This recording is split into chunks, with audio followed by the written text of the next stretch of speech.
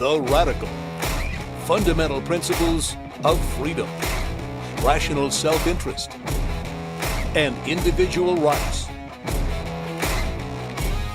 This is the Yaron Brook Show.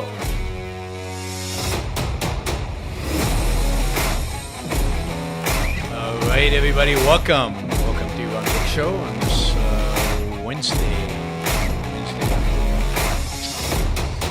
Thank you for joining me. All right. Today we're going to talk about egalitarianism and its dominance on the left, its dominance of the political thinking on the left, and the horrific consequences that it, to the extent it's practiced, is going to lead us towards. So that is going to be the main issue today. We're going to look at a variety of different things going on politically from the perspective of egalitarianism. And see if there's a common theme in what it means to America, both present and the future. Before we get to that, just a quick reminder to like the show before you leave and to use the Super Chat. Use the Super Chat feature in order to ask questions, in order to support the show. If you use the Super Chat feature and you use it at $20 or above, you get priority in terms of answering your question. The higher the amount of dollars you put to your question, the more likely it is that you'll get an answer and get an answer relatively quickly. So I do give priority to the high-end questions. So today we're going to cover a whole gamut of cultural phenomena, whole gamut of things going on in the culture, from cancel culture to COVID vaccines to minimum wages to the BLM riots to critical race theory. And you could probably keep going, attitude towards capitalism, the whole Biden stimulus plan. You could go on and on and on and on and on in terms of the issues that we face. And one of the common themes across the board is the dominance of egalitarian thinking on the left, and how egalitarianism is framing the entire agenda that the left has. I have often said that the far left are not communists. The far left are not socialists. And people are always bewildered by that, because you'd think that that's exactly what they are. They're all a bunch of socialists. They're all a bunch of communists. I know several people who call the left commies. But you see, in my world, calling them communist is too nice. Communism is a coherent ideology which actually has as its end state some kind of utopia in which people live happily ever after, which people supposedly are happy and fulfilled and flourishing and rich, and all their needs are met. This is Marx's utopia. In that sense, they're not Marxist.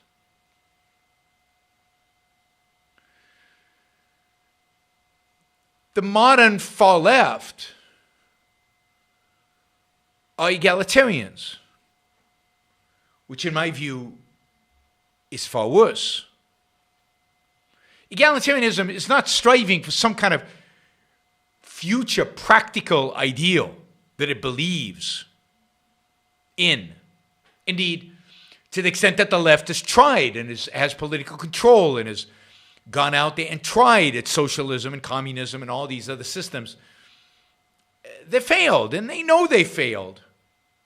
Yes, some of them still pretend that if next time it'll be better. Some of them still pretend that they can tinker with the system and make it a little bit better here and a little bit better there, and that they can somehow influence it not to have the same result as the Soviet Union, Mao's China, or Venezuela today, or North Korea today. But nobody really believes that. They all know deep down. And many of them don't even try anymore. It's not like the intellectuals behind critical race theory, the postmodernists and so on, are seeking a Soviet Union-like kind of political outcome. So what are they if they're not communist or socialist. What is egalitarianism? What do we mean by egalitarianism? Now, let me just say, Leonid Peikoff has a really excellent discussion of egalitarianism in The Dim Hypothesis, his book, The Dim Hypothesis, Why the Lights of the West Are Going Out. So I highly recommend the book. I highly recommend if you're interested in the culture, if you're interested in how philosophy impacts the culture, if you're interested in the future of America, if you're interested in the major forces shaping the future of America, that you read The Dim Hypothesis. And generally, my description of it don't do it justice, so you should really read it for yourself. Let me just... So what is egalitarianism? And how is it connected to everything else that we see around us?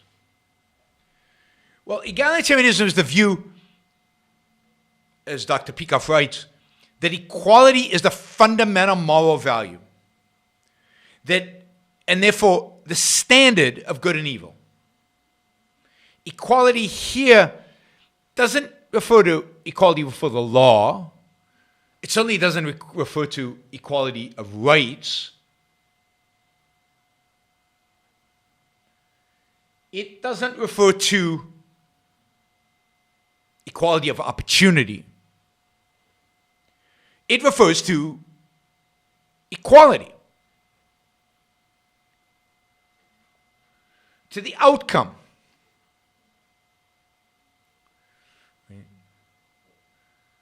So the equality is equality of results.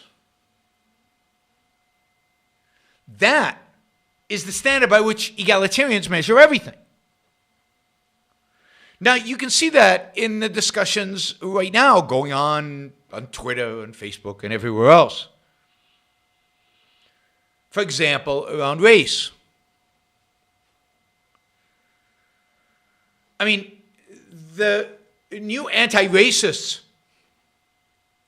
are not advocating for colorblindness, because colorblindness will not make them equal, will not make, let's say, poor blacks equal with rich whites.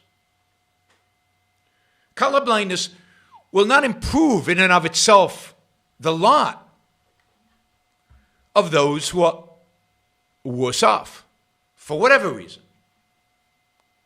And therefore, the only way to deal with those who are worse off is to elevate them or to lower down everybody else. The standard of morality, the standard of goodness, the standard of a good society is not human well-being. It's not how many people, whether the individual is well off. It's not justice as desert, that is, justice as what you deserve based on your qualities, based on your actions. No. The standard of justice is, the standards of goodness is, whether you're equal at the end of the day. And if you take, for example, the community of blacks, or many communities in blacks in the United States generally are poorer than whites, the question is not even why that is. The question is the very fact that they are unequal as groups and as individuals. That very fact makes it unjust and wrong and requires fixing. And that requires redistribution of wealth, but that's not enough. It also requires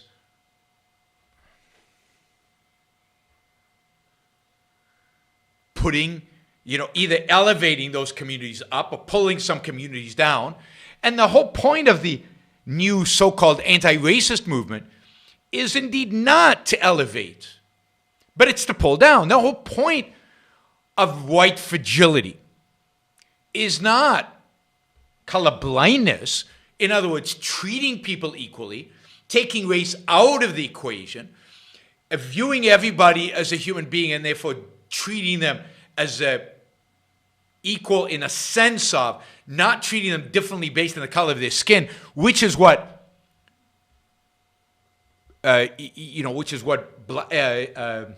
colorblindness would mean. No. It is about elevating some people as more important because they're low down, because they're less right now from a material perspective or from a pride perspective, from any cultural perspective. And the only way to do that is by diminishing yourself. Not because of anything you did, not because of some guilt, some earned guilt that you have, not because of something bad that you did, but no, because of the color of your skin. The color of your skin has elevated you to a position where you have more respect, more wealth, more opportunities, more anything. But the fact that you have more,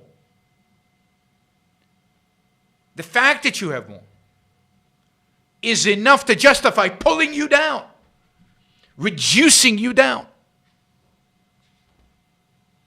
So the whole Black Lives Matter, critical race theory movements are not about the elevation, not about improving, not about doing better.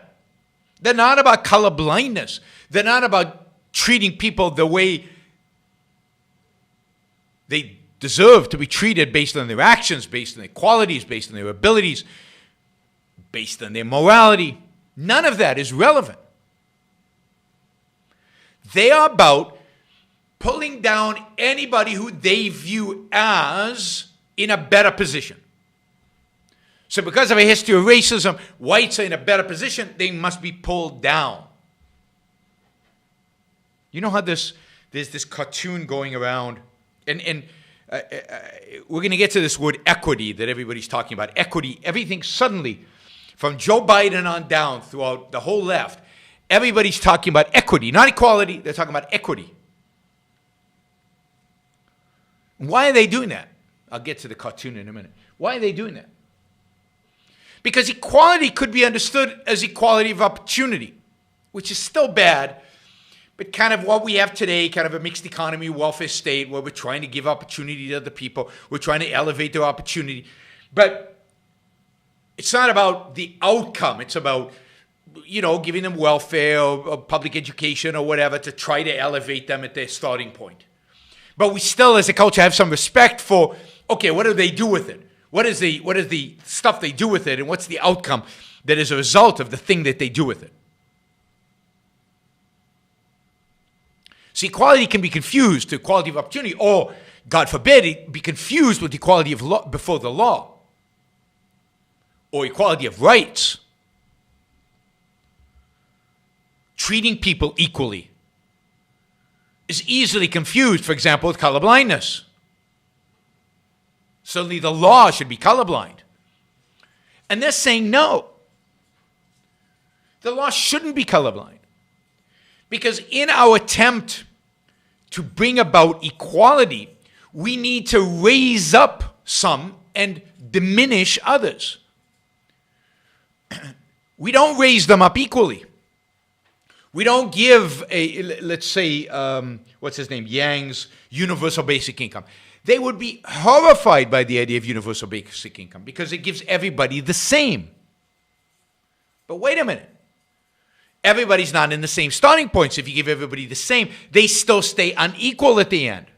Even though his universal basic income moves us towards, it's wrong and it's immoral and so on, but it moves us towards this idea of equality of opportunity. It doesn't move us towards the idea of equality of outcome. So it's still horrific. So this cartoon with a little kid, a medium-sized kid, and a tall kid, I guess. And they're all looking over the fence maybe to see a baseball game or something, right? And the tall kid can see over the fence. The medium kids can almost, not quite. And the short kid can't see anything, right? So equality of opportunity is you give all of them a stool the same height. But what happens now? The tall kid can see clearly over the field. The medium-sized kid can kind of maybe see a little bit, just over, but he's still not comfortable, right? And the little kid still can't see over the fence. And you gave them the same stepping stool.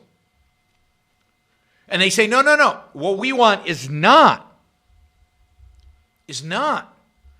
equality. That would be everybody getting the same stool. We want equity. And equity means the same result. Therefore, all of them should be able to look over the fence. So the tall kid shouldn't get anything because he can already see over the fence. The medium-sized kid needs to get a stool large enough, high enough, so he can see clearly over the fence. And the short kid should get a big one so he can really see over the fence. So at the end, they're all looking over the fence in the same way. Right? That's the cartoon that's circulating. I'm seeing it all over the place. That's equity. That's justice. Justice is not equal treatment. Justice is unequal treatment. Favoring those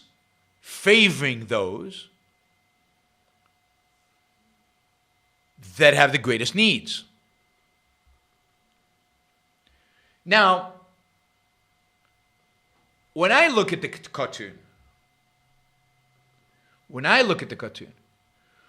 I think the evolution is not towards getting different size stools to everybody, because that's hard. It's expensive. Who's gonna? How are they gonna get it? One second. What did I do here?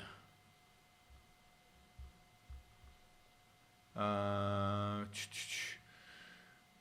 just dealing with the.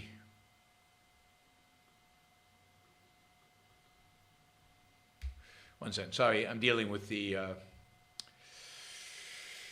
super chat questions, moving them. All right, there we go. So my mind goes to, that's not how you deal with inequality like that. That's not how you establish a equal outcome. What do you think I see? I see the tall kid getting a big chunk of his legs chopped off. And I see the medium-sized kid getting only some of his legs chopped off. And the result is that they're all looking, they all have the same height. Nobody can see over the fence. They all look straight into the fence, but they're all equal. They're all equal. They're all the same. That's what egalitarianism means. That's what egalitarianism, that's the outcome of egalitarianism. If you read Equal is Unfair, you know the story of the Khmer Rouge and what egalitarianism leads to by necessity, has to. So every time they talk about equity, equity means getting the same result. Equity means treating people differently, chopping a lot of his legs off versus only a little bit of the guy in the middle and none of the guy at the other. Penalizing people differently, rewarding people differently based on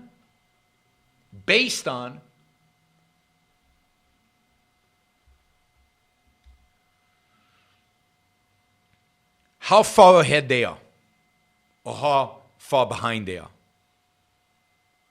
Yeah, Adam says, referring again to an example I often use in my lectures of LeBron James and me playing basketball. And how's the only way LeBron James and me can play basketball equally so that I have a shot at making a basket? The only way to do that is by breaking his legs and at least one arm. Because even with broken legs, I think he could beat me. But that's what it actually means. That's not hyperbole. That's not exaggeration. That's why they want a wealth tax. It's not to help the poor. It has nothing to do with help the poor because they know that a wealth tax can't really raise the poor up much. But what will it do? It'll knock everybody else down. Particularly the rich who have a lot. It's why they want you to feel guilty for the color of your skin. Because they want you to knock you down a few notches. Right? The whole point is destruction. And they've redefined justice. From giving man somebody his due, again, what he deserves, to being fair, to being equitable. Now, they know. So when I say, look, but we're all born unequal, they say, yeah, absolutely. The injustice is in nature. The injustice is, in a sense, metaphysical. The injustice is there. You were born white, he was born black, the other guy was born yellow. That's the injustice. Some of you were born really smart, other people were born stupid. Some of you were born to really, really good families. Other people were born to abusive families. That's unjust. That starting point is unjust. And the only way to undo that starting point is to seek out some kind of equality of outcome, even though they know and they admit that it's impossible. But justice is impossible. Justice is something we strive towards, we strive to attain. So if we have to penalize somebody a lot in order to make them feel like they're stupid and they were born to a really, really bad family, then so be it. And you can understand cancel culture. You can understand how mean they are, how nasty they are, how horrible they are, by this very fact. I mean, one of the things that is just a simple thing right now in our culture that upsets me because it's so relevant, right? Well, the whole COVID thing from the beginning has been influenced by egalitarianism. Why weren't the vulnerable isolated and the rest of us allowed to live? Well, because you can't treat people differently. Why are people who have already received a vaccine not allowed to travel freely? Because that would be unfair. What about the people who haven't received the vaccine? How come people who've already had COVID and therefore have natural immunity to it not allowed to travel freely? Well, but that's not fair. What about the people who haven't gotten COVID? If they have to wear a mask, you have to wear a mask. If they can't travel, if they have to self-isolate for 10 days, then you have to self-isolate for 10 days. How can we treat people differently?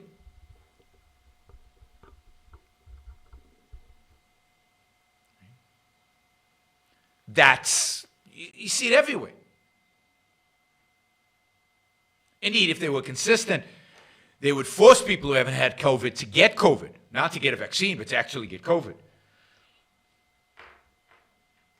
Or look at these discussions about the minimum wage. Right? $15. People will be unemployed. It doesn't matter. People will go out of business. It doesn't matter. We're striving to get them the best result possible. And by the way, if the $15, if a lot of people get unemployed because they can't work at $15, then we'll just give them money. We'll just tax you more and give them more money. And if businesses go out of business, then so what? They go out of business. By the way, one of the astounding things about the minimum wage is, and just shows you that the power of egalitarianism, the power of altruism, the power of this idea that we must sacrifice for the poor, often sacrifice the very poorest of the poor for the poor, is the fact that Republicans are proposing bills now to raise the minimum wage. I don't know if you saw this, but two bills out there. One is by, I think, Mitt Romney and one other Republican, to raise the minimum wage immediately to $10 an hour, nationally. The Democratic bill wouldn't even do that. It would take them 4 years to raise the minimum wage until 15. They want to raise it immediately to 10. And the second bill by, I think the most dangerous senator in the Senate still, which is Josh Hawley, who doesn't want to raise the minimum wage. He just wants to give people earning less than $16 and I think 75 cents, something like that. He wants to give them cash, the government give them cash. So in a sense, it's more efficient than the businesses. So if you're going to do a scheme like this, this is a better scheme. Yeah, Josh Hawley's a rhino now? Really? No, this is the Republican Party, people. This is on rhinos. Trump wasn't against raising a minimum wage. Josh Hawley wants to take anybody who's making less than $16.25, take the difference between $16.25 and their wage, and write them a check for half of the amount. Every month. Every month. Through the federal government. Now, that doesn't place a burden on employers. That's good. But he's not opposed to the fundamental, the essence of what's going on here. The essence of taking from some, giving to others, trying to elevate as much as possible. Not equality of opportunity, equality of outcome.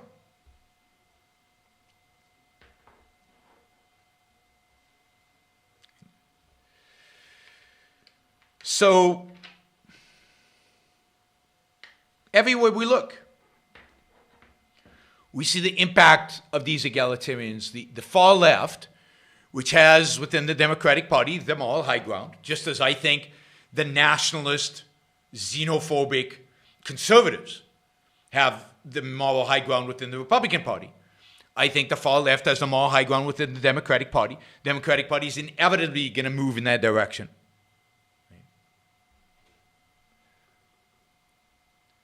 Adam mentions that Walter Williams, who just died a few weeks ago, has some excellent videos on YouTube regarding the minimum wage. Absolutely. I learned a lot about it, from the history of it, the impact it has on it.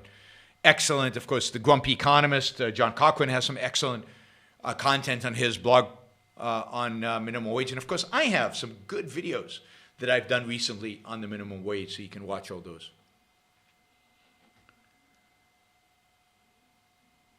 So, the egalitarianism dominate on the left. Now, they can't come out for Khmer Rouge-like policies. Not yet. So it all has to be moderate, at least by the time it gets to Biden's desk. It has to be moderated. It has to be soft. The American people are not yet egalitarians. But it's softened, and you can see now, thank you, Veldrin, and you can see now that it's impacting Republicans, right? Republicans are not standing up for the rights of businesses. Remember, Republicans put a moratorium on rents, right? Why should renters pay rent? You remember the looters in Chicago? They're just redistributing wealth. It's not looting. It's just redistributing. They're poor, and those guys are rich. And that was the explanation given by BLM for the looters, that it's not a crime. I mean, it's a crime, but it's not violence. It's redistribution. It's not violence. It's justice. It's equity. Stealing those Louis Vuitton bags was a way for them to get equal. Raise their standard of living. All those TVs. Why should only rich people have big screen TVs? So yes, egalitarianism is all over the left, particularly the far left, and it's in various forms infiltrates the entire left. But it's on the right, again in weaker and weaker forms. It's everywhere. So this brings me to a question David asked earlier today. Sent me this email, and I thought I'd make a show of this because it's a good question and it's important. He says, the left appears committed to changing the American ideal from a meritocracy.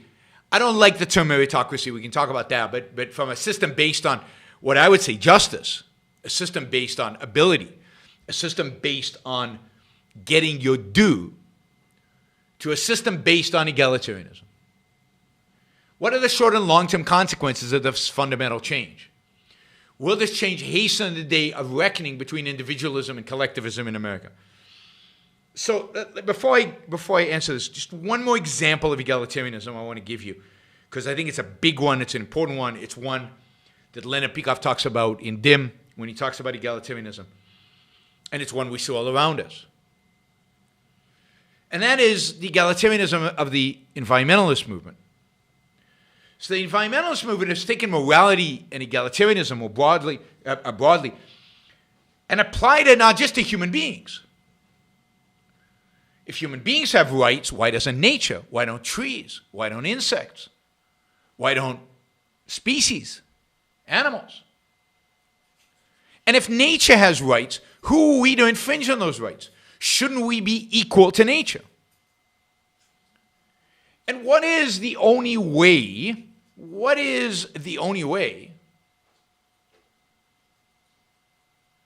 for us to be equal to nature?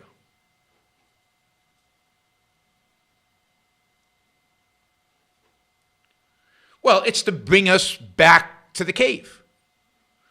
Certainly to bring us back to before the Industrial Revolution. To bring us to the point where we weren't using our minds to change our environment and make our lives dramatically better. It's a period before large-scale mining, certainly a period before large-scale industry polluting the air, a period before energy uses CO2 and makes the environment less habitable for the, for the spotted owl or for the, I'm just making stuff up, right? For animals, for beings, for species, for the polar bears, right? They're the ones where the ice is melting and they're dying. Right? So for them, the only way to bring us to the level of nature is to take our mind away, to take our means of survival away, to bring us down to the most primitive form of existence. They worship the hunter-gatherer tribes. I mean, there's a whole movement today claiming hunter-gatherers were healthier than us, they lived longer than us, they were certainly happier than us, they had a better diet than us. In every respect, hunter-gatherers were the ideal human beings. Civilization has corrupted us. Industrial revolution has destroyed us.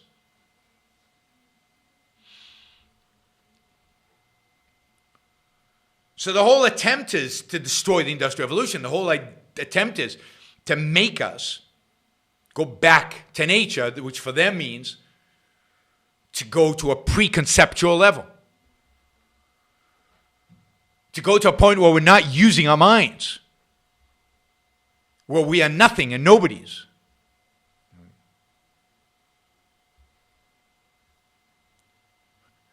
Valdrin reminds me that even in my debate with Andrew Sullivan, who's a conservative, he even said that.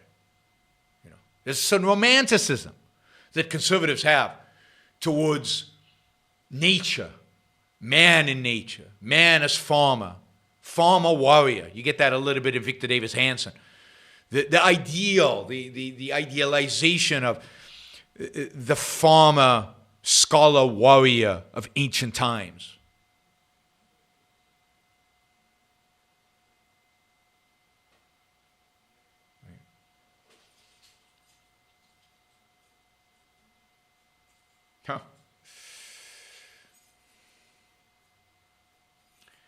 So,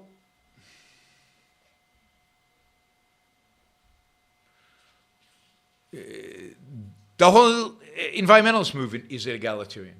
So this brings back to the question, what are the short and long-term consequences of this fundamental change? Now look, I don't think this change is new. This has been creeping along. This egalitarianism has been kind of the religion of the far left for decades now. It really started philosophically with John Rawls's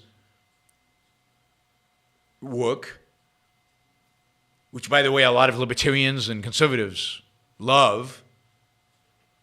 John Rawls is really the philosopher of egalitarianism. Obama's presidency, you started to see this take root. You know, Obamacare was not about improving health care for the poor. It was about giving everybody more equal health care. There were lots of ways in which you could have improved the health care for the poor. Could have given them a voucher to buy insurance. Could have done a lot of different things. But instead, the whole idea was to lower everybody's quality of health care to the same common denominator. You saw it maybe most explicitly in Obama's most famous speech, at least in my book, his most famous speech. Maybe other people have other speeches they remember. In his speech where he declared that you didn't build that, which is a foundation for egalitarian ideas. The idea that you didn't earn that. It's all luck. It's society made it possible. It's your genes made it possible. The undermining for decades now of free will, particularly among secular thinkers and philosophers, the idea we have no free will, that it's unscientific to think we have free will, and therefore we're just determined by genes or environment or both, and therefore we haven't earned anything. We don't deserve anything. We're not due anything because it wasn't us, because there is no I. Sam Harris will tell you. You don't have an I. Then there's no you, so you can't deserve it. You didn't build it. Therefore, it can be taken away from you. And it's the moral justification for the redistribution of wealth and the attack on ability, on success, on billionaires, on everything, is this idea that, well, they didn't. You know, even if they worked hard, working hard was coded in their genes. Working hard was what their parents taught them. What's this family over here that doesn't have anything? They weren't raised that way. They don't have the genes for working hard. Why is that their fault? It's just the luck of the draw.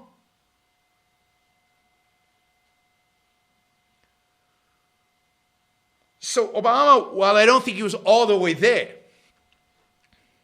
certainly lays the foundations for the increased radicalization on the left towards egalitarianism. And it's only worse today. It's worse today primarily coming not as much from the economic perspective, although that's bad enough. It's worse today because now this whole racial aspect has been introduced in dramatic fashion. At least Obama wasn't that bad on the race thing. It's much worse today. Indeed, they think Obama was a sellout. They think Obama was like an Uncle Tom. The far left today. So it's gotten much worse. And of course, the other side of this is that it's had a much bigger impact on business because today egalitarianism is viewed as having the moral high ground.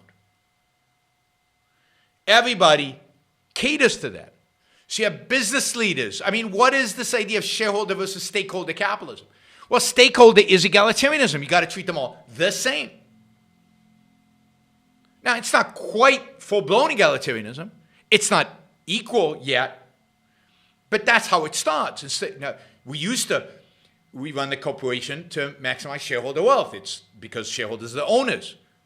Well, no. That's too selfish. That's too self-interested. That's too focused on one group.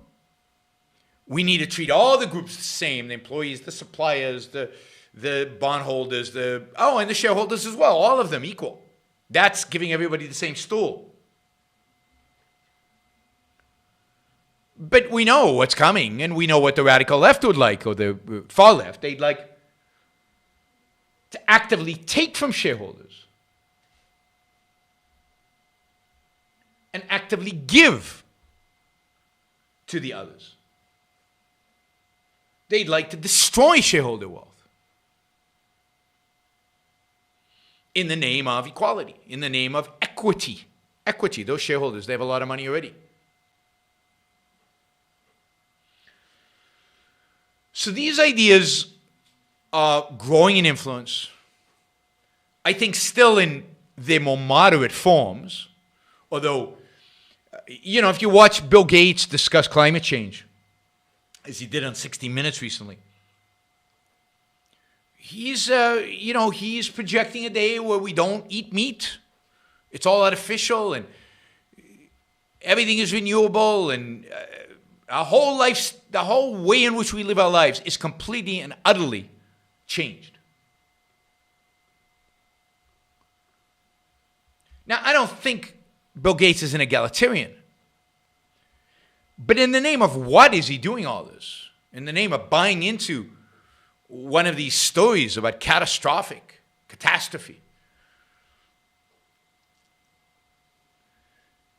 So I think it's slowly creeping along. The left becomes bolder and bolder all the time. And it is changing America. I mean, who thought that the Business Roundtable, this bastion of American big business, would vote to say that companies shouldn't run the business for shareholder wealth maximization but for stakeholders? That's a massive sellout to the egalitarianism and to the left. But that's the cultural force that they have. They dominate the universities. They dominate the intellectual landscape. And that is driving all of this. Corey asked, does this include Sam Harris and his ideas, or is he exempt from the determinist? I mean, it's an argument you can knock off because it even gains momentum. It's sad that he hasn't been. I mean, I think Sam Harris is responsible for this, even though I don't think he is explicit. He's not an egalitarian. But he's responsible for this because this is the inevitable consequence of determinism. It's the inevitable consequence of that point of view. It's the inevitable consequence of taking away moral agency and therefore desert from people. So it's sad to see somebody like Sam Harris be responsible for this, although he's not, I don't think he advocates explicitly for egalitarian views. He's more of a soft, equal opportunity type, right? Mixed economy, soft socialism, which is kind of the middle of the road, where the end of the road is egalitarianism.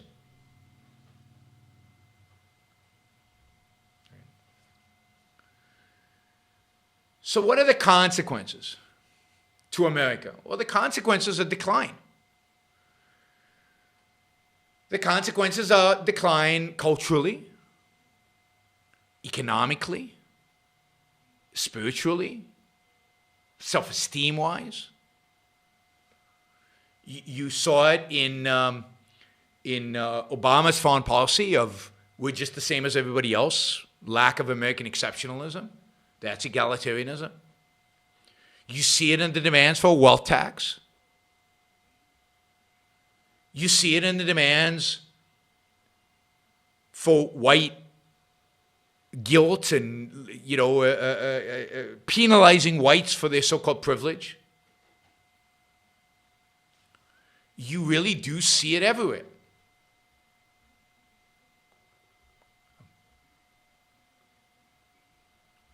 All right, Corey, I get your question now. I'll get to it a little later.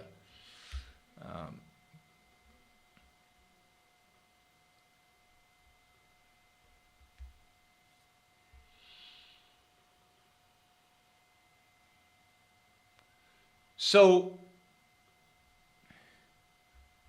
it's death in the end. It's destruction. It's a complete annihilation of the American system, the American spirit, and everything about America. So I think that's to the extent that those ideas dominate, that those ideas become the dominant ideas in the culture, the ideas by which people actually live their lives, well, it's the end. Now I ask, will this change hasten the day of reckoning between individualism and collectivism in America? I fear not. Because what this is doing is it's creating a competing ideology of collectivism. It's not driving people towards individualism. And this is my disagreement with many of you about Trump and the Republican Party. The Republican Party has not chosen the path of individualism to counter the left. The right has not taken the path of, okay, we'll rediscover individualism, resurrect individualism, and that'll be the clash. The clash will be between this egalitarianism, this nihilism of the left, with some individualism on the right. Because right now, if you wanted to count the number of individualists in this country, not a lot of us. The clash is between the egalitarian left and the collectivist right. And how exactly that collectivism coalesces is yet to be determined. It's yet to be determined. Is it around nationalism? Is it about religion? Is it about religion and nationalism? Is there going to be some environmentalism sprinkled in to attract some people from the left? What exactly is going to be that new thing? And it won't be Trump, because Trump is too disintegrated, too unprincipled, too pragmatic for this new collectivist right to coalesce around. Trump is just the spark that is making it happen. But it's somebody like Josh Hawley, who wants nationalist, conservative, collectivist, public interest, economic central planning. And he wants central planning. You read what he wants. He wants central planning. He's charismatic, he's good looking, he's young. I mean, we'll see if he can recover from the January 6th, but generally somebody like that, Tom Cotton is another one. These are the people that are forming an alternative to egalitarianism. And that alternative to egalitarianism is centered around some ideal, some integrating principle. And again, that integrating principle could be religion, the nation, I think some combination of the two. And again, that is what the conclusion Dr. Peikoff comes to in the dim hypothesis, that it's that combination of religion and nationalism, patriotism, nationalism, that will be combined as the alternative to the disintegration, what Leonard called D2, of egalitarianism. I don't think when confronted with egalitarianism that Americans go for it. I think Americans reject it. The question is, what are they taking instead? And it's not today individualism. Where are the individualistic voices with regard to COVID? Where are the individualistic voices with regard to any major issues that we're dealing with today? Trade. And notice, there's no difference on trade policy between Biden and Trump. Neither individualistic, both collectivist. Where are the individualists?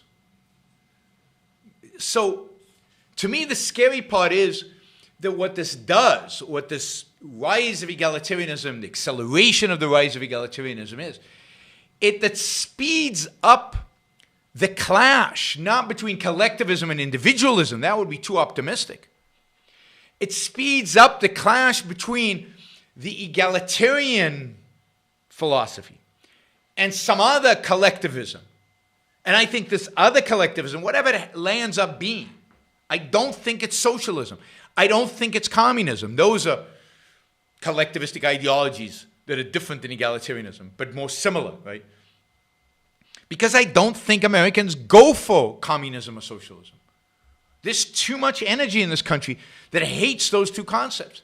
And at the end of the day, there's too much energy in this country that hates egalitarianism. I mean, I think that's why people liked Trump to some extent. I think that's why they suddenly voted for Trump, is because he stood against that kind of egalitarianism.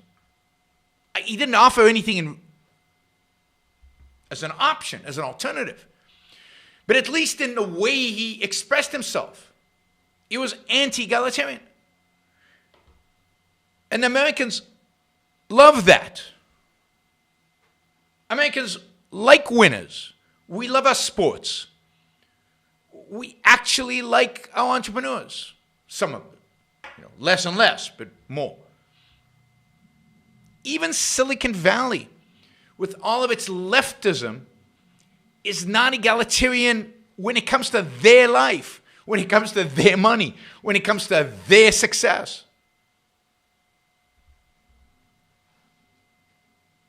By the way, I thought of another example of egalitarianism. Another example is the GameStop phenomenon. The whole elevation of retail investors as, oh, isn't this amazing? Isn't it wonderful that these retail investors can go in and they can put whatever price they want on GameStop? By the way, GameStop went up 100% today again. So another round of the insanity. No, it's not wonderful. There's nothing positive about a bunch of ignorant nobodies who have no clue how markets work and what they do manipulating a stock. Hedge funds are a million times better than the GameStop mob. They actually know what they're doing. They invest in research. They actually think. They actually have a view.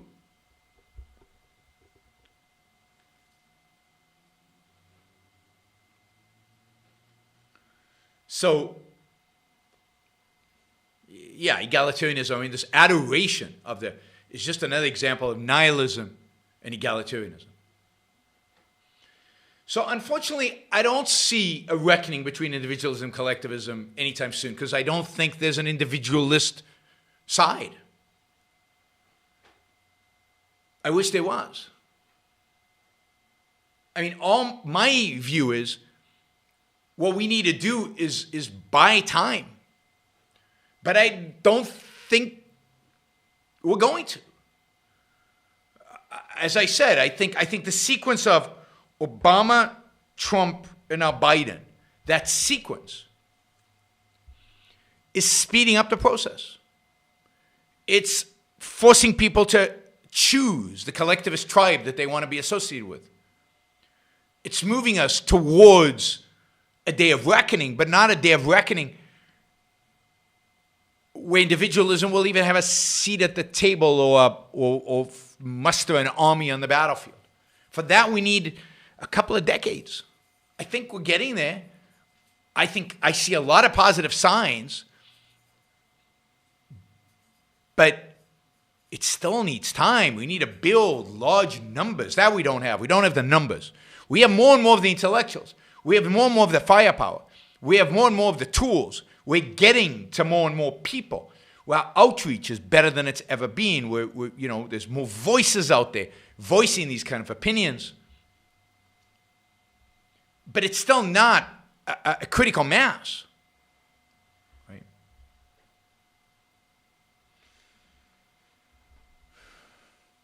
So on this, I struggle not to be pessimistic, although I hate being pessimistic.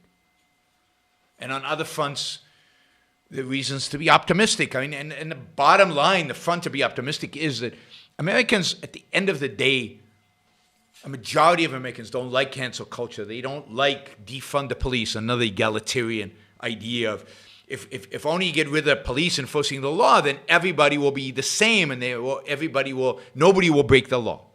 The police cause crime.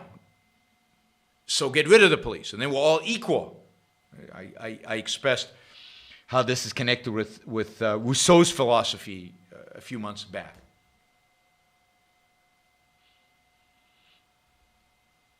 So the thing that I think will buy us time is that Americans are not going to buy Trump, but they're not going to buy the far left either. We're going to be bouncing around between collectivists on the right and collectivists on the left, and neither one's going to go all out, and somehow this country survives. Somehow this country continues to produce. Somehow this country, the entrepreneurs in this country continue to create wealth, and technology keeps advancing. So we bounce around between these parties. I think that's how we buy time. Stephanie says Biden is a bumbling putz. Yeah, and that's exactly what we need as a president right now. We need a bumbling putz who can't get stuff done.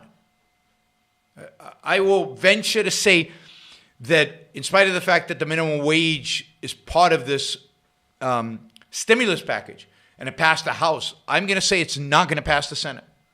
There will be Democrats that vote against it if it's in the Senate. So they're going to have to strip this out of the bill. So it'd still be a $1.9 billion travesty. $1 trillion, not a billion, trillion, always billion. $1 trillion travesty. But it at least won't raise the minimum wage because there are at least two Democrats who are not going to vote for it. And that's because the middle is not accepted egalitarianism and has not accepted the collectivism, the nationalist religious collectivism. And the middle is still where most Americans are. And the middle will not hold. The center cannot hold. But the center can buy us time. There's a vast coalition now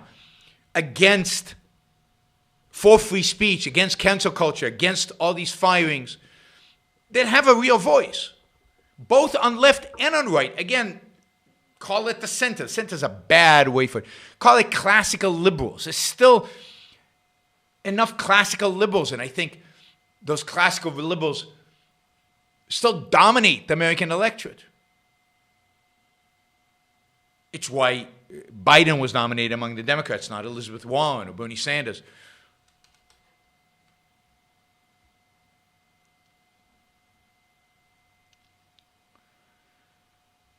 So it's not predestined. Things are going in the wrong direction.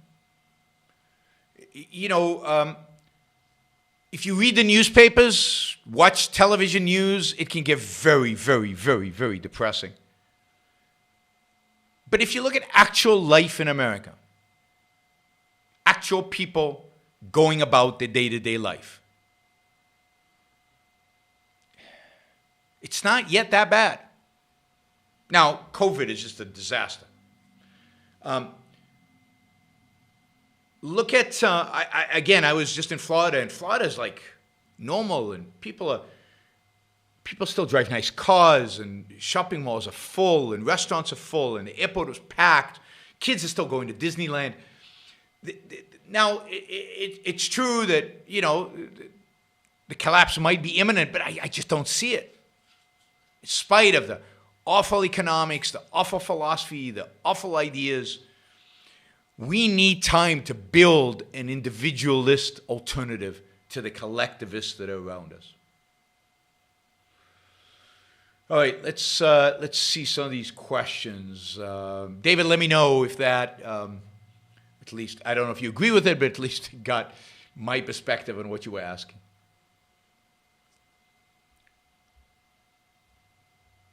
Why is it that they have no respect for personal private property, yet, except when it affects their own personal private property?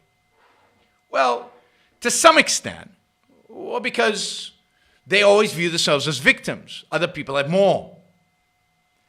But it's not true that they even respect their own private property. It's certainly not in terms of taxes. They're quite happy to pay higher taxes. They vote for higher taxes. They encourage higher taxes.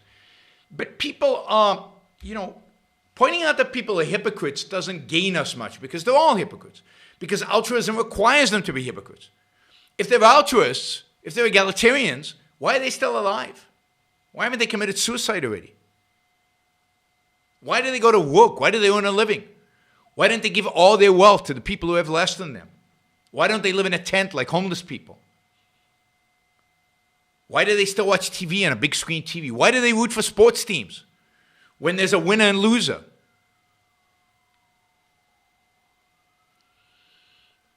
They're hypocrites, but it doesn't bug them because their philosophy requires them to be hypocrites. It's the only way they can stay alive.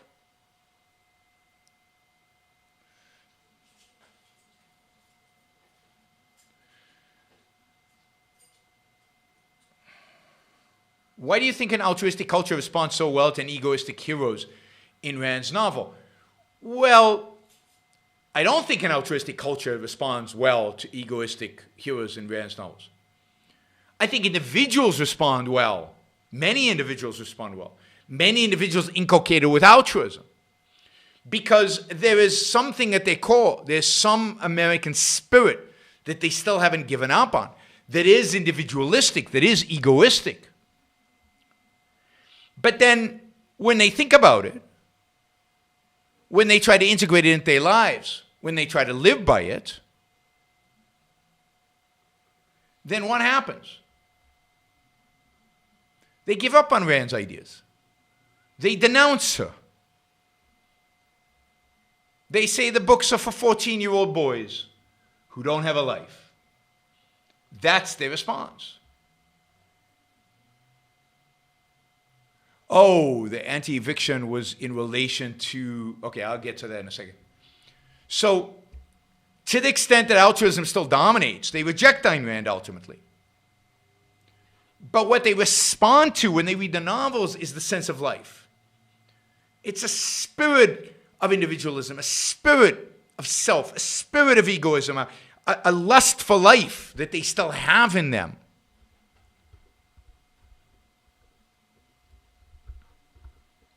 But that is not solid, is not real enough for them. Right? And they can't hold on to it. And since they can't stand up for it, they can't justify it, they can't defend it, even though they've read Ayn Rand. Given the cultural onslaught, they typically give up on it. They typically give up on it, and the response is no longer so positive. Okay, so the previous question about they don't respect private property until it comes to their own is reference to the anti-eviction article, which I haven't read, so I'm not sure exactly how to respond to that. Maybe in the chat you can just indicate what is it in the anti-eviction. I apologize. I'll try to find it later today or tomorrow. But maybe you can indicate in the chat what it is in the article that shows that duplicity while I answer another question. Let me just see. Okay. I noticed intellectuals view egoism as immature. They always mock the idea of pulling yourself up by the bootstraps. Any idea centered around the individual being able to take control of his own destiny they regard as detached from reality. Yes, this is part of this idea of luck, of genes, of no free will, of you're shaped by society, you're shaped by your environment, you're shaped by your parents. You don't exist. You as an I don't exist. You didn't build that. You are not responsible. You see that everywhere. You saw that if you ever watched my debate on inequality with the law professor at Yale University. You saw that there. Intellectuals have completely bought into the idea that you are shaped by external or internal forces. You are not responsible for any success. Sandel, the philosopher's book on meritocracy, is the same thing. It's what merit? Markets don't represent merit. They represent luck.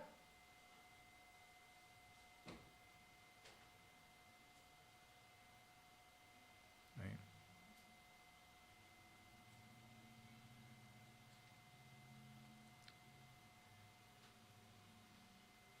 Wow.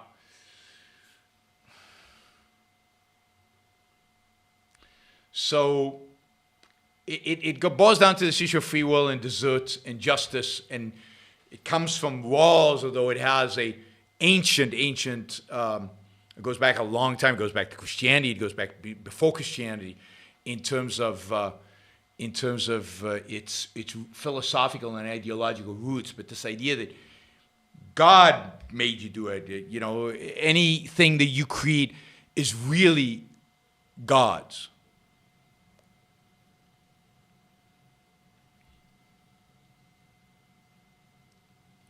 So Daniel says there are groups out disrupting courtroom proceedings in regard to evictions unrelated to the government eviction moratoriums. they're saying now isn't the time to be throwing people out. Yes. Again, egalitarianism, altruism. People are needy. People are struggling. People need. And therefore, how can you evict somebody? It's, from a social utility perspective, it's not good because you're creating homeless people, and that's not good, we know. You're destroying families. And they have nothing. And therefore, they deserve your mercy. They deserve to be supported. They've been abandoned by the government, so it's your responsibility as a landlord not to evict. Your responsibility as a landlord to sacrifice. I mean, it's pure altruism. Now, yes, if somebody came to their house, they would defend their property. But that's because partially they would say,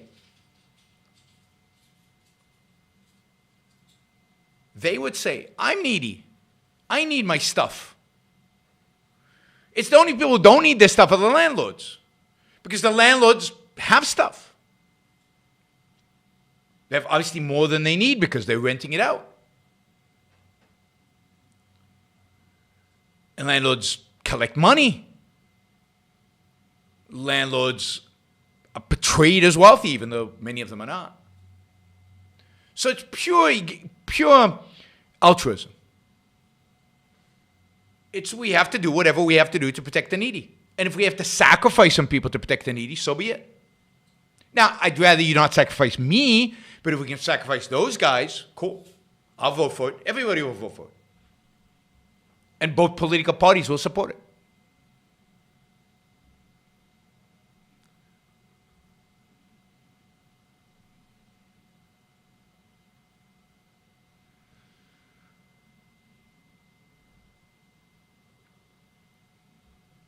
Your Honor, it seems to me that many proponents of egalitarianism take that stance as a form of self-preservation.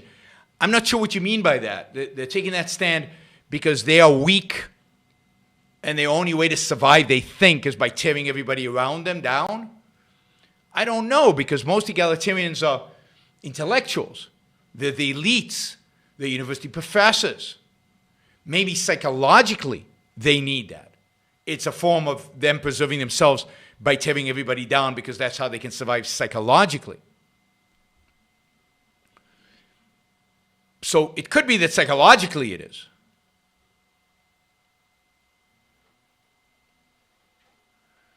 But I'm not sure. Again, I think most bad ideas are forms of self-preservation psychologically, but I don't think it is. I think it's a philosophical perspective, and these are elites.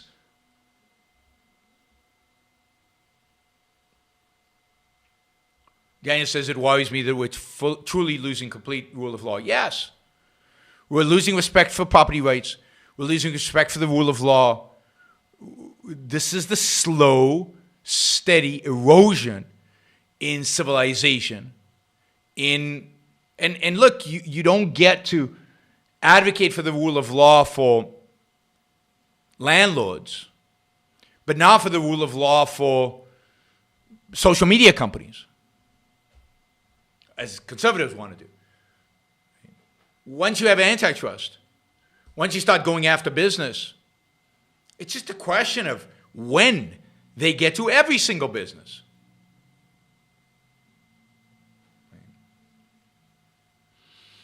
All right, a lot of good super chat questions coming in. Adam says, meaning that they think siding with the mob keeps them from judgment.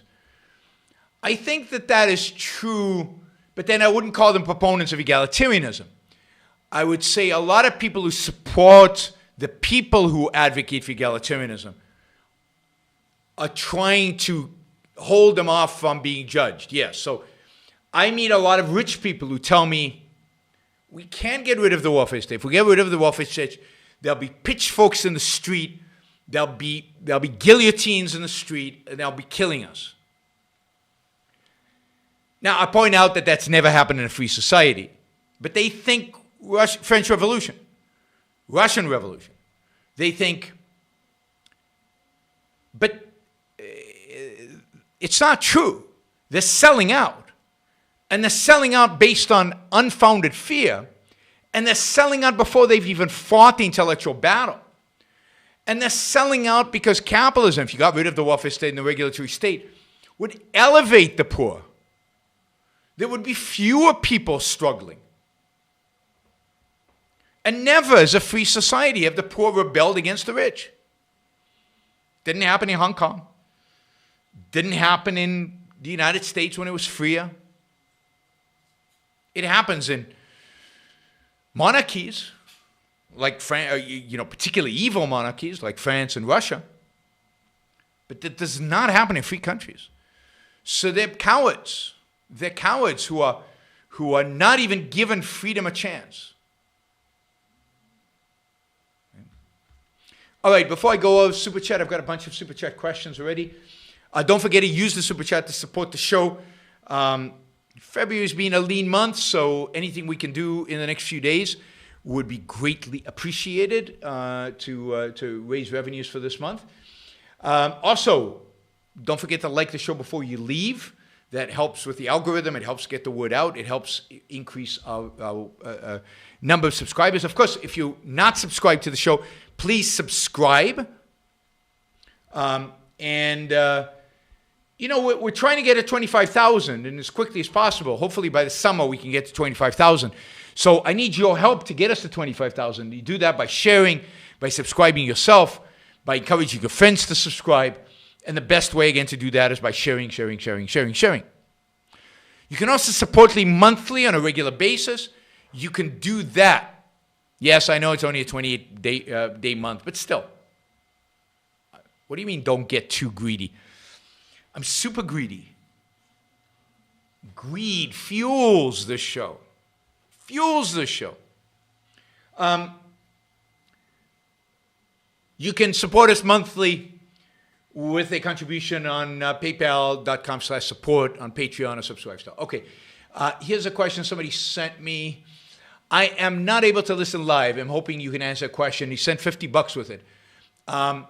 What is your opinion? Well, geez, I don't have an answer for him. What is your opinion of the music of Meatloaf and Jim Steinman? I think once you mentioned I don't own the right. I had the rights to play on the radio show Holding Out for a Hero, which is a Jim Steinman song. He has other great songs, but have never heard you discuss. Do you have an opinion on these productions? I don't. I'm not familiar with Meatloaf, and really not familiar with Jim Steinman. I like Holding Out for a Hero. I like that song, but I don't like it qua great art, and I'm not exactly an expert on popular art, on popular music. I am.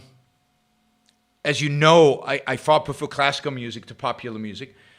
I like some songs that are popular music, partially because of what songs I grew up with, but partially because of just the dynamic. They're exciting, they're fun. I think Holding Out for a Hero is a fun song about a hero. Who doesn't love heroes? So I like that song. It I thought was part of a movie that I really like, so I have a connection there. So I'm sorry I don't have much to say about Jill Steinman. I could look him up, and I'll do that. I just didn't have time before the show and listen to some of his songs and give you an opinion, but it's not going to be a very educated opinion. I don't necessarily think I'm a big expert on rock and roll or on popular music. It's not my thing. Rand's heroes seem to have cultivated their passions from very young ages and know where they are going to take them in adulthood. Does Rand talk about how to course correct or what that process looks like? Your thoughts? Yeah, I mean, it's true. All of our heroes know exactly what they want to do in life. And Rand, of course, knew exactly what she wanted to do in life. And I don't know, I can't think of anywhere where she provides advice for that, although I'm sure I'm wrong and it exists somewhere.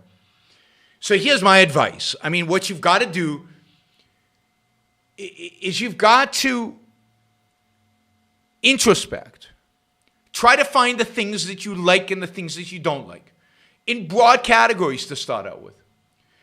And go try professions or activities that seem to fall under the activities that you like versus the ones that you don't like. For example, I didn't know what I wanted to do in life. It took me a long time to figure that out. So when I was thinking of going to college, I thought, okay, I don't want a job where I sit at my desk all day. I like math and science, but I don't want to be a scientist at the lab or the computer all day. I like computers, but I don't want to be a programmer.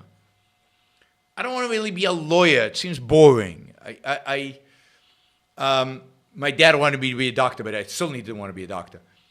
And so I trimmed it down and said, okay, so let's look at engineering. So again, I don't want to be stuck at a desk. I don't want to be a designer.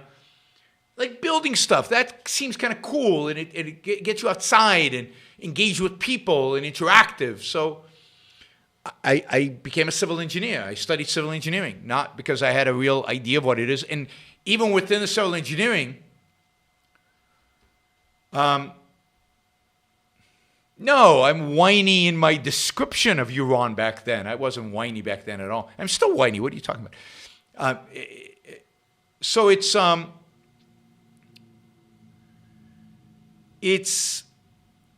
you go try something. So I studied civil engineering. I enjoyed it. I liked it.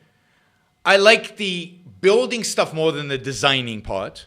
So I landed up being a construction manager, which fits me perfectly. I was a good construction manager.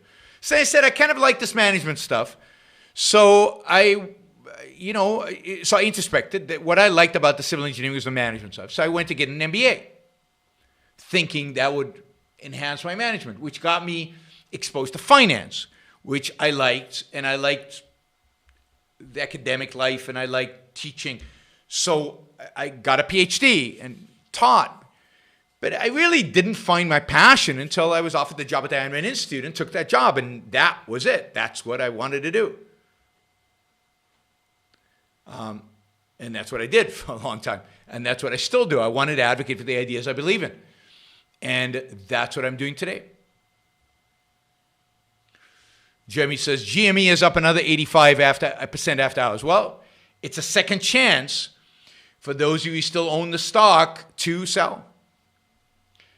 But, at this point, it's just a whatever, roulette wheel. That's not a good analogy. It's just gambling.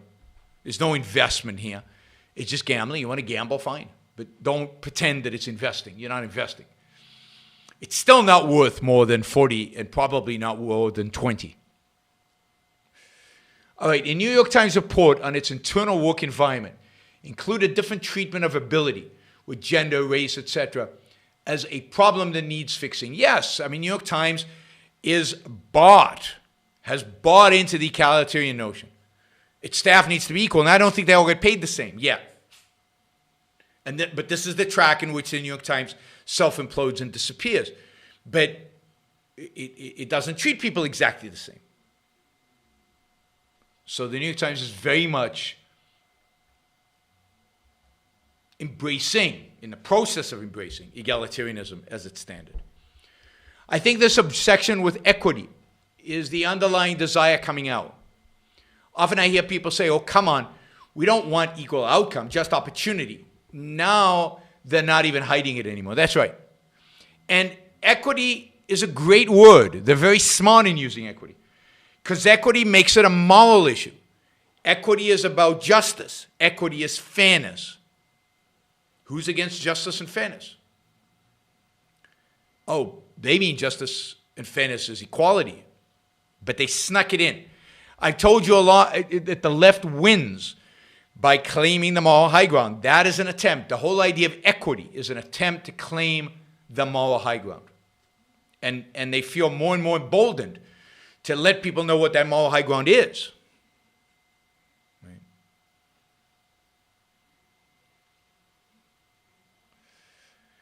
Thank you, Daniel. Thank you you'd rather support the show than gamble. That's the spirit. Most intellectuals today are Platonic and think individualism is for toddlers. And part of becoming an adult is recognizing you have to subordinate self to group. Yes, collectivism and altruism through and through. You, as an individual, you don't matter. You don't count. You're not important. Can you do a show recommend reading about the Asian tigers? Often I hear that they turned into developed economies all because of the states. They were involved in planned economy, especially Singapore. No, I'll do a show on the Asian tigers. I'm going to leave that question out because there's a lot to say about the Asian tigers. And it's also linked to your view of why China has done so well.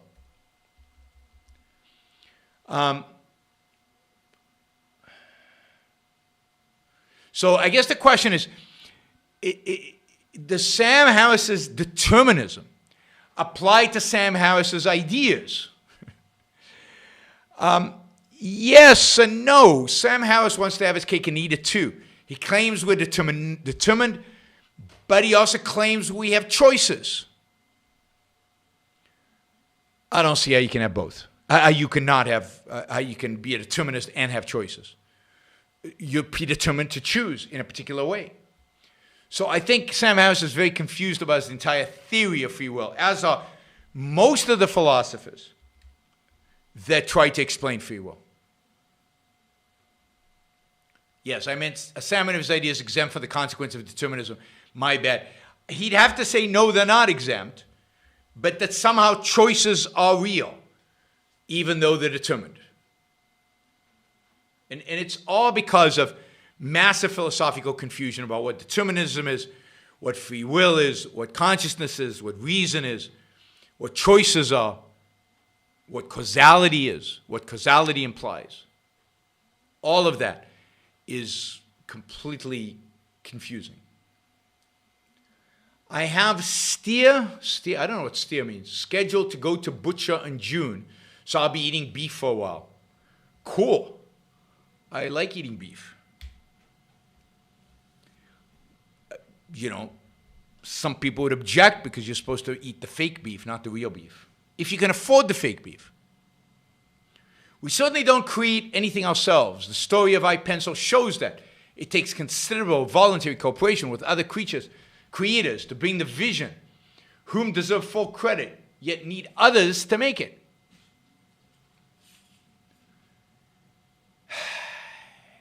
There's so much wrong with iPencil.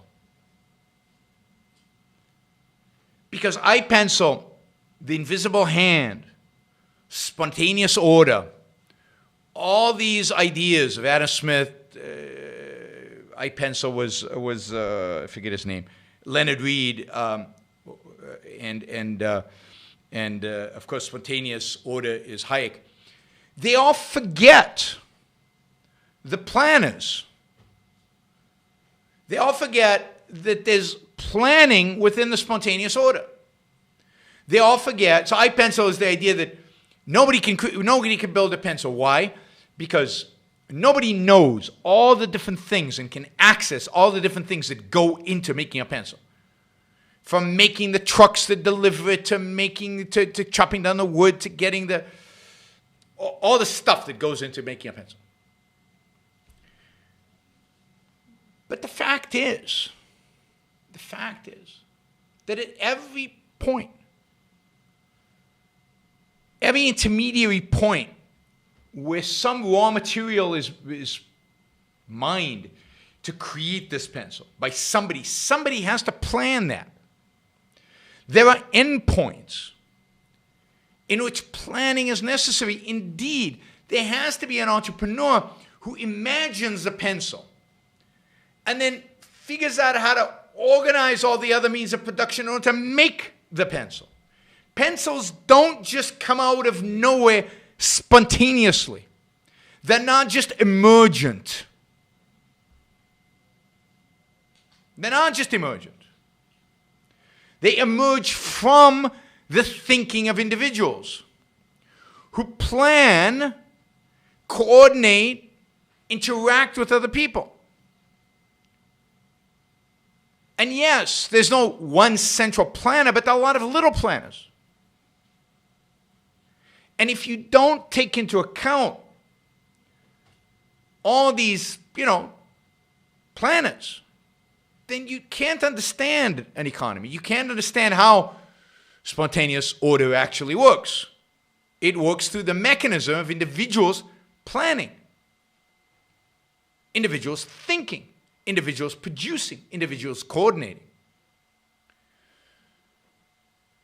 So somebody does create something. And yes, in a sense, he's not doing it alone, although Newton did produce alone. Now you could say that he builds on the mathematics and science of people before him. Absolutely.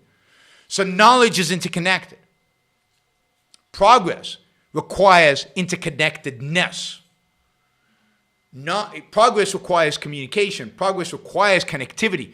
Progress requires coordination. Progress requires trade.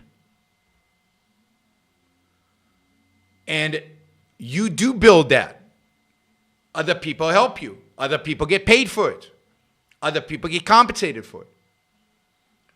Yes, everything is interconnected in that sense. That does not do anything to diminish the value of what you add to the process and what your planning, what your thinking, and what your production actually adds to the process.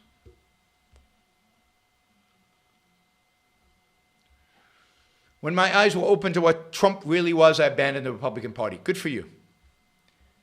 Any advice on how to respond and not get your buttons pushed when someone answers an objectivist argument with an irrelevant smear of random ideas? Just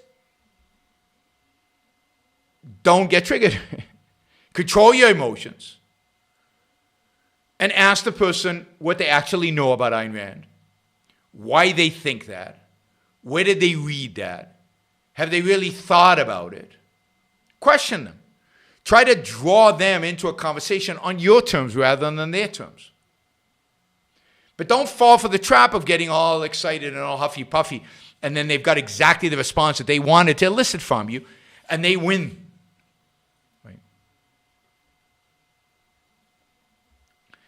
You said that fighting those maligned by cancel culture wasn't your thing. It's not exactly what I said. But does that blunt your take that Mackey isn't standing up for capitalism? No, I mean, I stand up for capitalism. I stand up for reason. I stand up for egoism.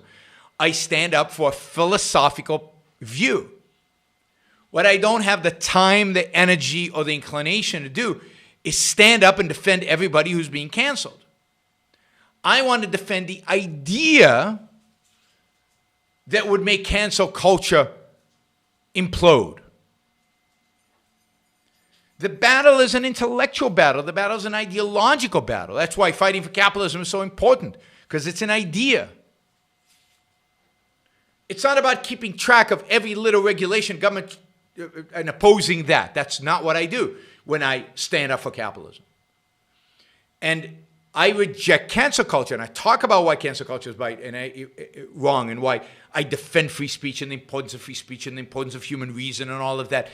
And by doing that, I'm standing against cancel culture. What isn't my thing is taking case by case and analyzing it and dissecting it and figure out who said what and when and going at that concrete level. I'm just against cancel culture, and I'll fight against cancel culture. As I fight against capitalism, I'm not into analyzing every single regulation, even though I'm more inclined to do that than cancel culture, just because economics is my thing and cancel culture is not. It's more aligned with my knowledge, right? So I'm for fighting for the good, fighting for what's right. But I also know that what changes the world is philosophy. So what you need to do is fight for good ideas. That's what you need to fight for. Could you elaborate at all on your view that we needed Biden to win as the long-term way to defeat the left? It seems counterintuitive. Okay, I'll do it one more time. I've done this a million times, and I'm tired of talking about Trump. But I'll do this one time, right? I think Trump's Republican Party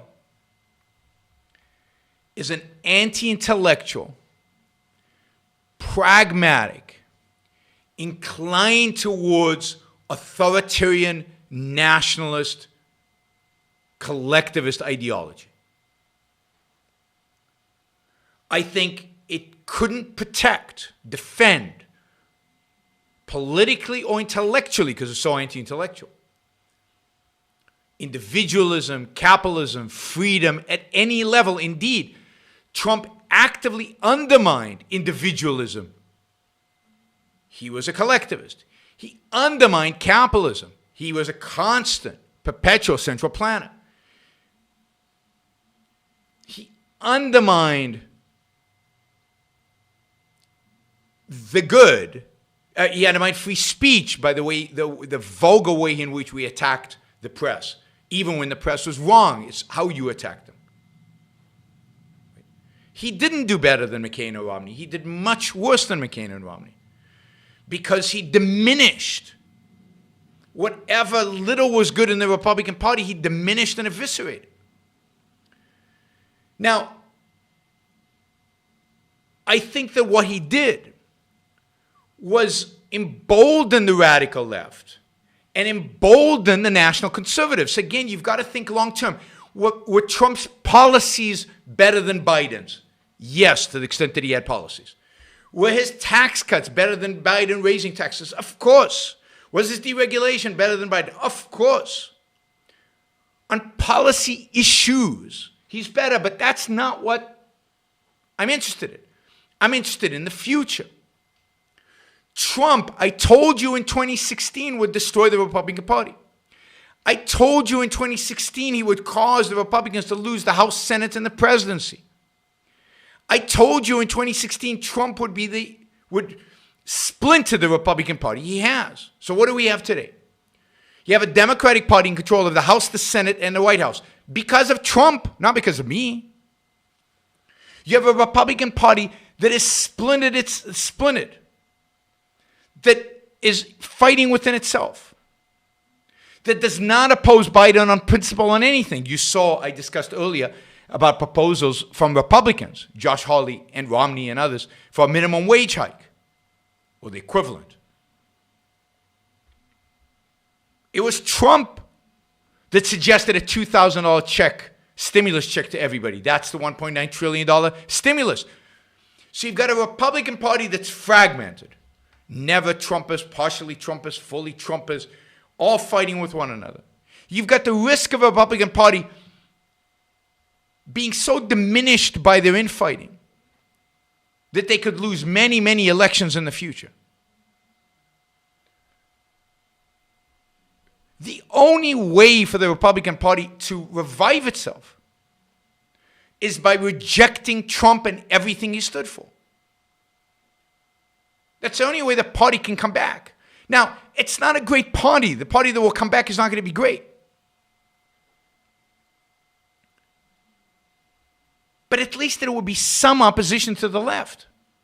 Without the Republicans coming back, there is no opposition to the left. But if the Republican Party comes back in the image of Josh Hawley, then it's 1,000 times worse than the left. Or it's the same. Or it's worse than Trump. But Trump created Josh Hawley. And Trump, I think, has emboldened the far left. And yes, I know the party in power often loses seats in the midterms. But will it in 2022? With candidates like QAnon and, they're losing the suburbs. They're losing the moderates. They're losing independents, or those independents vote for a Republican Party that stands by Trump, that stands by January 6th, that stands by, I forget her name, this congresswoman who's a QAnon. Will the American people vote for them, even when the party in power loses seats in the midterm? I don't know. My view is the country's going to hell. The only chance of getting out of hell was a Trump defeat and a renewed Republican Party. If the Republican Party doesn't renew itself, we're lost. Granted. Okay. But if Trump had won, the Republican Party would have only gotten worse. So, anyway, I really, until he starts appearing in public again and makes statements and influences policy, let's stop talking about Trump. It's boring. And I've said everything I've said now. I've said like 1,000 times before. Completely off topic. And by the way, don't forget to like the show before you leave. Should be a lot more likes than that. And don't forget to support the show either through Super Chat or through a monthly contribution. It'd be great. It'd be great if everybody listening to the show who can afford to do it could contribute like $100 a month. I mean, wouldn't take a lot of people to make a big dent in the amount of money we need to raise. And I keep saying there's an amount there that we need, and we keep not making it. So I need some people to step up, some people who have money who can increase, or new people who listen to the show, don't support the show, can just step in. $100 a month. For a lot of people, that is not that much money. That would be great if you could support the show at that level. Alex canceled his monthly donation last month. Why, Alex? What did I do? All right, completely off topic. As totally cool as you want to pass on this. Totally cool if you want to pass. But thoughts on Nassim Taleb. Love his criticism of academia. Yeah, I mean, Nassim Taleb is one of these people you love to hate, right? It's a love-hate relationship with Nassim Taleb. He's obviously brilliant. I met Nassim Taleb, by the way, and we had quite a conversation. He generally is not a very pleasant person. Somebody asked, do they give you nothing for being chairman of ARI? I get nothing for being chairman. I get just to full cards on the table. I get a little bit of money from the Institute to help them with fundraising. So I get a kind of a monthly consulting fee to help with fundraising.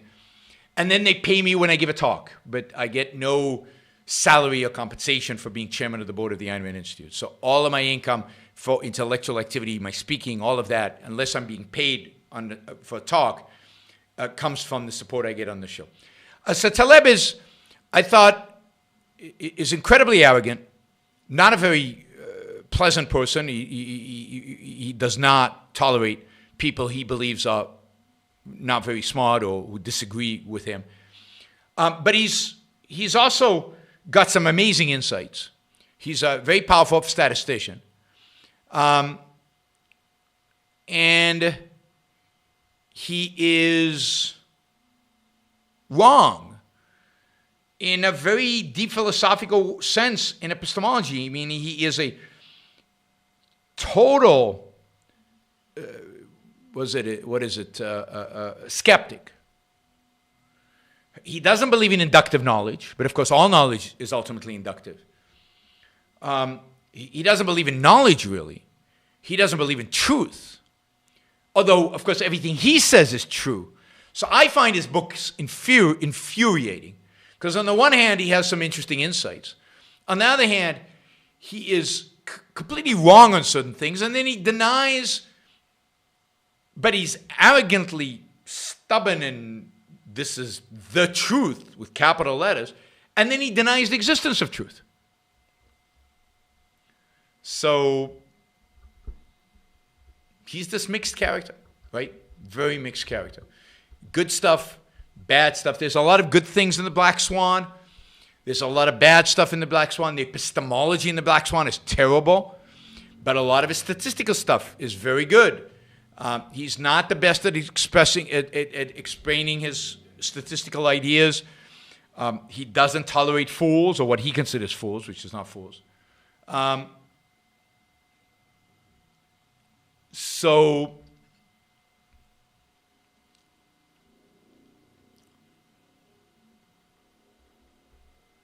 Alex stopped giving money because I lumped him in with the racists on the chat. Well, I mean, if I did that by mistake, then I apologize. I mean, I certainly don't want to accuse you of anything unjustifiably. I don't remember doing it, so I can't comment on the specifics. But certainly, if I did it wrongly, then I apologize for that. I'm not going to stand here and say that all my commentary.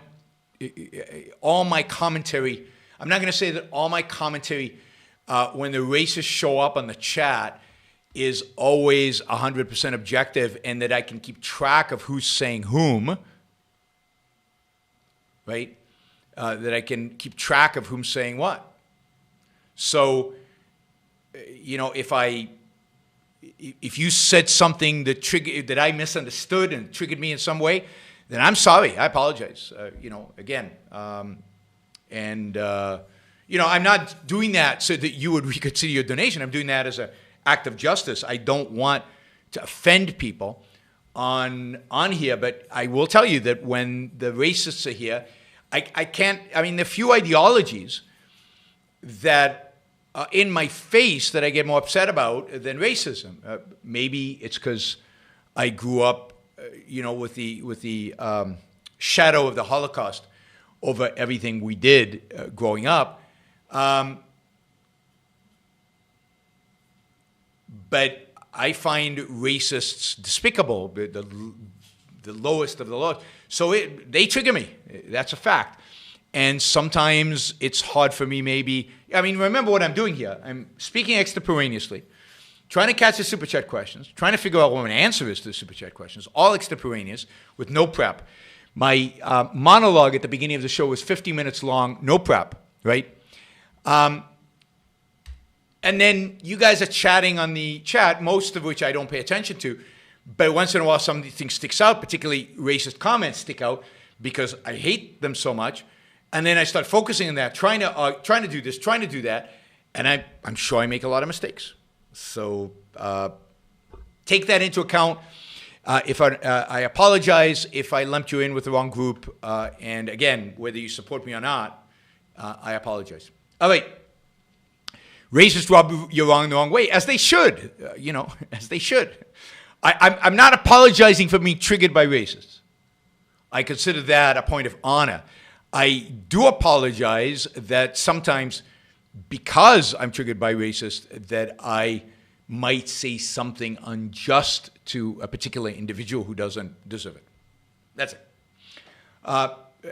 Absolutely, Alex. The best thing, if you hear me say something where I offended you, or I did something that you thought offended somebody else, and this is true of everybody listening.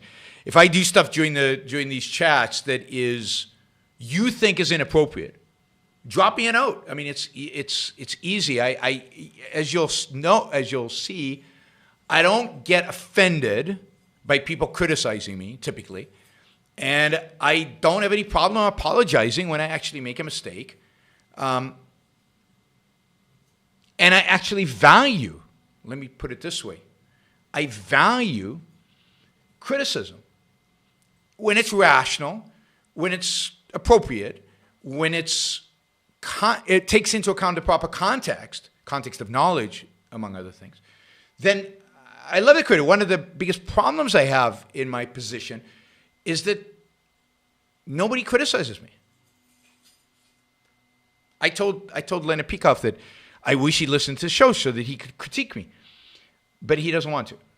So, but we've actually had that discussion.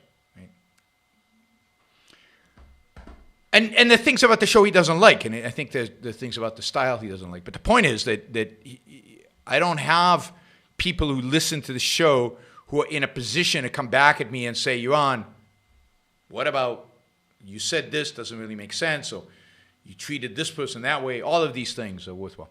Okay.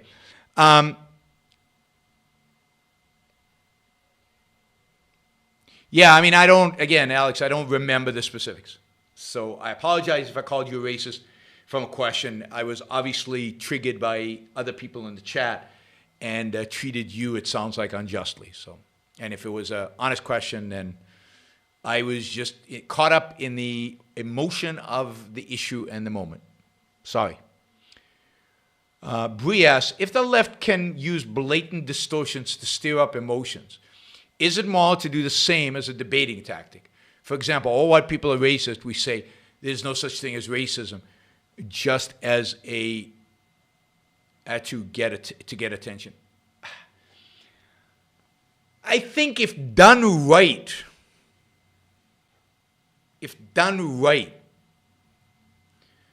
I think you can do that. If you can then have the time to explain, that is, shock for shock purposes is inappropriate, even if it evokes emotion. But sometimes creating cognitive dissonance to get people's attention and then explaining what you mean, right? then it's okay. But I do less and less of that because I find that often the shock works to alienate people, not to bring them closer. As a communication tool, I used to be much more about cognitive dissonance than I am today. All right. Thank you, everybody. I appreciate it. Thank you for being here. Don't forget to share, to like, to support the show. And I will see you all on Saturday. Saturday and Sunday, we've got shows. Maybe on Friday, I'm not sure. But certainly Saturday and Sunday, I will see you all then. Have a great rest of your February, I guess. We're almost at the end of the month. Bye, everybody.